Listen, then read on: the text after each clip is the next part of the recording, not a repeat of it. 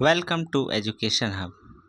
दोस्तों, जैसा कि जान रहे हैं कि हाल ही में आपको टेक्नीशियन का एलपी का एग्ज़ाम कैंसिल हो गया, टेक्नीशियन का रिजल्ट आया है। तो बीच में थोड़ा सा गैप हमारा पड़ गया था और तबीयत भी ठीक नहीं था।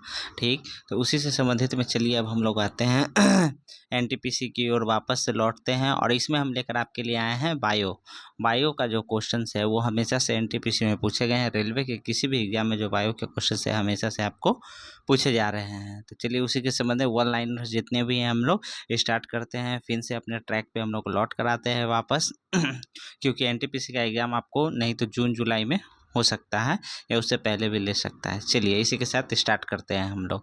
देखिए पहला क्वेश्चन क्या है यहाँ पे, विटिकल्चर जाना जाता है। तो विटिकल्चर को हम लोग किस रूप में जानते हैं? तो इसको हम लोग अंगूर की उत्पादन के रूप में जानते हैं। ठीक, विटिकल्चर का मतलब क्या होता है? तो अंगूर के उत्पादन से होता है।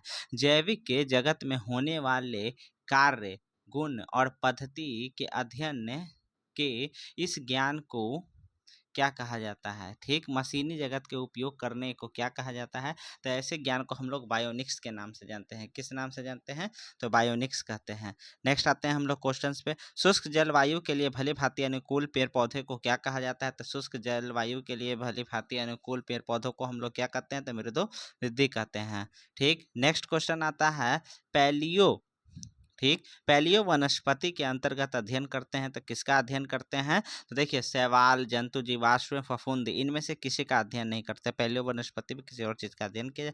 नेक्स्ट आता है जंतु विज्ञान अध्ययन करता है। किसका अध्ययन करता है? तो यह आपको जीवित व मृत जानवर दोनों का अध्ययन करता है जंतु विज्ञान। नेक्स्ट आता है आपको जीव विज्ञान का नाम दिया गया। ठीक, तो जीव विज्ञान का नाम किसने दिया था? जीव विज्ञान नाम तो ये आपको लैमार्क ने दिया था। नेक्स्ट आते हैं क्वेश्चंस पे हम लोग। 1658 में जंतु विज्ञान की उस शाखा को क्या कहा जाता है जिसमें प्रमाण क्या है? प्राणी मात्र के व्यवहार का अध्ययन किया जाता था। तो वैसे को हम लोग क्या कहते हैं? तो वैसे को हम लोग परिस्थितिकी, ठीक, जीव विज्ञान परिस्थितिकी के नाम से जानते हैं। नेक्स्ट आ गया हर्पेटोलॉजी के अध्ययन किया जाता है। तो हर्पेटोलॉजी में किसका? तो याद रखिए हर्पेटोलॉजी में कहेगा तो क्या है? सरीसृपों और उभयचरों के अध्ययन को किया जाता है। ठीक, सरीसृपों और उभयचरों का अध्ययन किया जाता है हर्पेटोलॉजी। नेक्स्ट आते हैं क्वेश्चन पे, कीटों के वैज्ञानिक अध्ययन को क्या कहा गया है? तो कीटों के वैज्ञानिक अध्ययन को हम लोग एंटोमोलॉजी के नाम से जानते हैं। नेक्स्ट आता है विज्ञान की वह शाखा जिसमें अनुवांशिकी अभियांत्रिक के द्वारा मानव प्रजाति के सुधार लाया जाता है, किस रूप में जानी जाती है? तो ऐसे को हम लोग क्या कहते हैं? तो यूनिक्स के नाम से जानते हैं। नेक्स्ट आ गया निम्नलिखित जंतुओं पर विचार कीजिए। समुद्री गाय, समुद्री घोड़ा, समुद्री सिंह उपयुक्त में से कौन सा एक स्तनधारी है? तो देखिए समुद्री गाय, समुद्री घोड़ा और इन सभी में अगर आपको कहा जाएगा तो समुद्री गाय जो है एक स्तनधारी है। और उसके बाद क्या हो गया? तो समुद्री सिंह भी जो है तो आपको स्तनधारी है। नेक्स्ट आते हैं क्वेश्चंस पे हम लोग।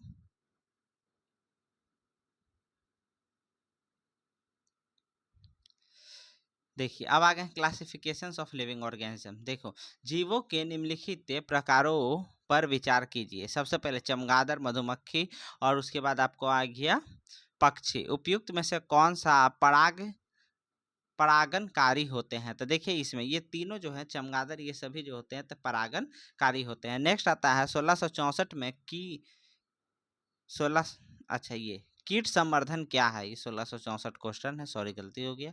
चलिए कीट संवर्धन क्या है? तो कीट संवर्धन कीट की वृद्धि करने के विज्ञान को हम लोग कीट संवर्धन कहते हैं। नेक्स्ट आते हैं हम लोग क्वेश्चंस पे। वृद्ध अवस्था व काल प्रवचन के विषय में ज्ञान प्राप्त करने की विधि को क्या कहते हैं? वृद्ध अवस्था व काल प्रवचन के विषय में ज्ञान को जो प्राप्ति करने की विधि रहती है वैसे को हम लोग क्या कहते हैं? तो वैसे को हम लोग जेरेंटोलॉजी कहते हैं। नेक्स्ट आते हैं क्वेश्चन पे हम लोग। जीवों के उत्पत्ति का आधुनिक विचारधारा प्रस्तुत किया था। किसने प्रस्तुत किया था?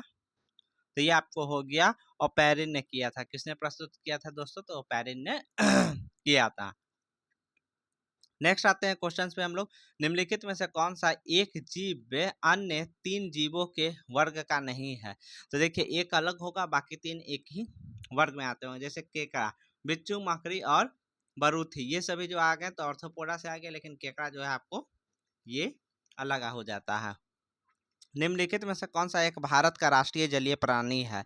तो भारत का राष्ट्रीय जलीय प्राणी तो गंगाई डॉल्फिन जो है भारत का राष्ट्रीय जलीय प्राणी है। नेक्स्ट आते हैं हम लोग यहाँ पर, भारत में पाए जाने वाले स्तनधारी ड्यूगोग के संदर्भ में निम्नलिखित कथनों में से कौन सा यह से सही है? तो देखिए स्तनधारी ड्यूगोग के बारे में कौन सा सही है? तो इसमें आपको कथन 1 और 3 सही है। देखिए यह एक शाकाहारी समुद्री जानवर है, पहली बात याद रखिए। और तीसरा इसमें है ये वन्य जीव अधिनियम 1972 की सूची 1 के अधीन विधिक संरक्षण इसको दिया गया था। किसको? तो यह आपको ड्यूगोग जानवर को। नेक्स्ट आ गया, निम्नलिखित कथनों में से विचार कीजिए। पहला, फित कृमि उभयलिंगी है। ठीक। नेक्स्ट आते हैं, गोल कृमि के अलग अलग लिंग होते हैं। तो देखिए पहला, फ्रित कृमि जो है उभयलिंगी होते हैं, बिल्कुल सही है। नेक्स्ट आ गया, गोल कृमि अलग अलग लिंग होते हैं, गलत है ये। उसके बाद आ गया, फाइलेरिया सूत्र कृमि है। तो फाइलेरिया कैसा कृमि है? सूत्र कृमि है। तो ये आपका क्या हो गया? ये गलत हो गया। सो ये देखिए गोल क्रीम के अलग अलग लिंग होते हैं, तो बिल्कुल सही। तो यहाँ पर 1 और 2 जो है बिल्कुल सही है। तो यहाँ पर उत्तर क्या हो जाएगा? तो बी नंबर इसका उत्तर हो जाएगा। नेक्स्ट आते हैं हम लोग, निम्नलिखित पे विचार कीजिए। चमगादड़, भालू और कृतंक यानी रोडेंट उपयुक्त में से किस प्रकार के जंतु में शीत निष्क्रियता की परिघटना का प्रक्षेपण किया जा सकता है? तो देखिए इनमें से अगर देखा जाए तो किसका किया जा सकता है? तो तीनों में जो रहता है तो आपको शीत निष्क्रियता की परिघटना का प्रक्षेपण किया जा सकता है। नेक्स्ट आते हैं, अधिकांश कीट श्वसन करते हैं किससे? तो वाक यंत्रों से, यानी बुक लंग्स। वाक यंत्र मीन्स क्या हो गया? तो बुक लंग्स से करते हैं। नेक्स्ट आता है, तालाबों और कुओं में निम्नलिखित में से किस एक को छोड़ने से मच्छरों को नियंत्रित करने में मदद मिलती है? तो ये आपको गैम्बूसिया मछली जो होता है, गुजरात में इसका हाल ही में करंट में भी पढ़े होंगे कि गुजरात में क्या है, तो इस मछली का प्रयोग किया गया था मच्छरों को नियंत्रण करने के लिए। नेक्स्ट आता है,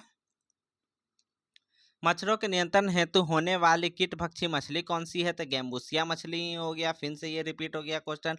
भारतीय वन्य जीव के संदर्भ में उड्डयन वल्गुल, ठीक, फ्लाइंग फॉक्स निम्नलिखित में से क्या है? तो फ्लाइंग फॉक्स जो है तो एक चमगादड़ का प्रकार है।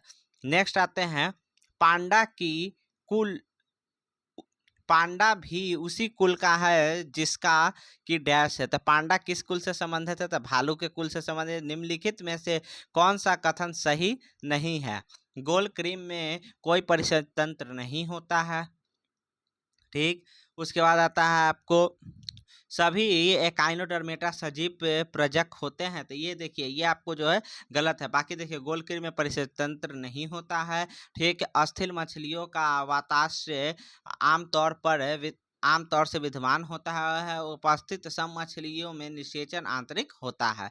नेक्स्ट आता है ऑक्टोपस। ऑक्टोपस क्या है? तो ऑक्टोपस के बारे में जान लीजिए। तो ऑक्टोपस आपको क्या है? तो एक मृदु कवची जानवर होता है। निम्नलिखित में कथनों पर विचार कीजिए। भारत में साल की प्रकार के दंत रहित स्तनपायी पाए जाते हैं। केवल उल्लक प्रकार की कपि ही भारत में पाए जाते हैं। तो दोनों सही है, दंत रहित और उल्लक प्रकार के कपि पाए जाते हैं। नेक्स्ट आ गया आपको, अमीबा विभाजन द्वारा जनन करता है। ठीक।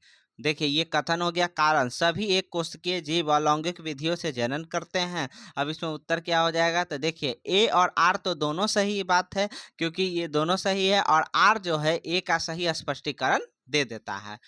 नेक्स्ट आता है यहाँ पर, यदि किसी उभयलिंगी पुष्प में पुमंग और जायांग अलग अलग समय पर परिपक्व होते हैं तो इस तथ्य को क्या कहा जाता है? तो इसको भिन्न काल पक्वत्ता कहते हैं। क्या कहते हैं? तो भिन्न काल पक्वत्ता के नाम से जानते हैं। नेक्स्ट आ गया, रेशम का कीड़ा अपने जीवन चक्र में किस कारण से वाइजिनिक तंतु पैदा करता है? किस कारण से करता है वाइजिनिक तंतुओं को पैदा?